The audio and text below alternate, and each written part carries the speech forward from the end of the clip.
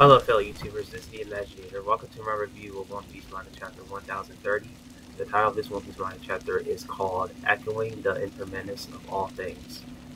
The commanders of this chapter is we have Apu and Drake.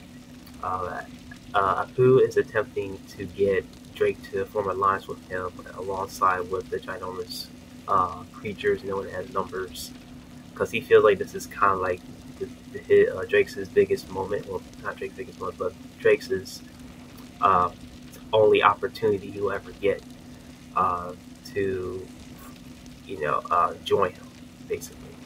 Then we shift to Nami and company as they encounter Kiriman's torso, or pretty much half portion of his body, and we get like a little hysterical moments, and Nami's touching the bottom portion of Kiriman's body's private area, which was pretty hilarious in itself. And Usopp decides to take that bottom half of Kiriman with him.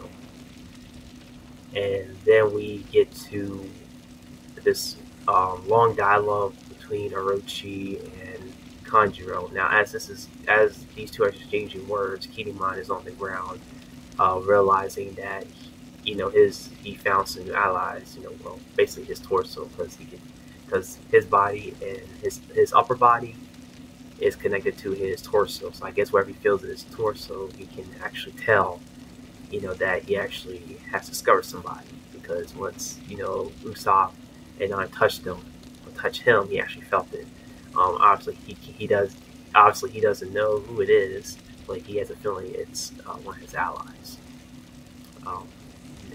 Nevertheless, Orochi and Kanjuro, they have their exchange of words as Orochi's talking to Kanjuro, who's in a nearly death, in a really injured state, and he pretty much goes on and gets Kanjuro to like visualize, his acting, make him pretend that he's acting, and giving him this whole ideology of the revenge.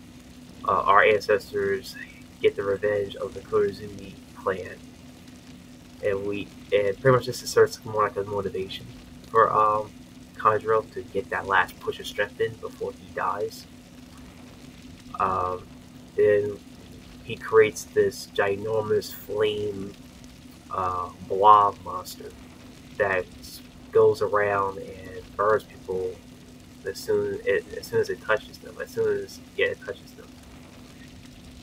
We get also Orochi giving his speech and say, "Oh, I know kind of what you're up to. I remember that I allow you to make those bombs in the armory room in the Onigashima, and he's planning on setting them off, to pretty much kill everybody, even Kaido as well, so he can just escape along with his ally Fukurokuju."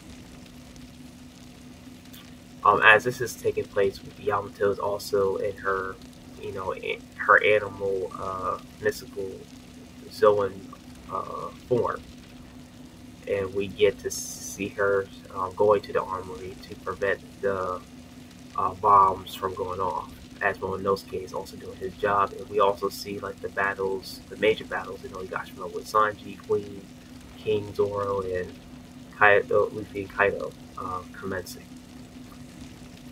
And then the last portion of the chapter, we see Yamato actually seeing the Big Mom's ginormous, very powerful and ginormous attack, Ikoku's Serenity, that she used against Kid. And then Kid, which actually had a flashback. I think it was Kid or Law, one of the two, had a flashback. But yeah, I think it was Kid or Law. I think it was Law. Yeah, Law was. Had a flashback of them orchestrating a plan, and talking about to get the better Big Mom, and talking about forming together to unleash their awakened abilities. And they do at the end of the chapter, where we have Law using K-Roo, and he describes his awakened Fruit's ability, and then his technique is called Willy Shock. And Kid also does his awakened Zoan Fruit ability. As the people that were in the floor or the area where the battle taking place will start to see the different metal pieces going towards Kid and making a big attack. And Kid's big attack was called Punk Clash, and that was pretty much the end of the chapter. I say this chapter overall was a good chapter. Not much action going on. It was more so dialogue focus, more planning and observation, etc. I do like the playing part with Nami Usopp playing with Kimon's lower body, and basically, again, I love the display of the ginormous techniques that some of the characters showcase, such as Big Mom with her Ikoku Serenity, Kids, Punk Clash, and Laws is Willie Shock. And basically, there was a extreme amount of dialogue with Kanjuro and Orochi, pretty much reinforcing their relationship and continue with their wicked and twisted scheme. They bear that strong desire, hatred that their ancestor had, yeah, pretty much. They just want to destroy anybody who pretty much becomes a fool of their plans, especially Orochi. So I guess the lineage is very severe when it comes to Kurozumi family. They just have this agenda of wanting to get revenge on anybody that's related to the Kurozumi clan, because we already know the Kurozumi and the Kuzukis have beef. There's a bad relationship between those two families. Alright, and that's pretty much it, fellow YouTubers. That's my review of One Piece Launch Chapter 1030.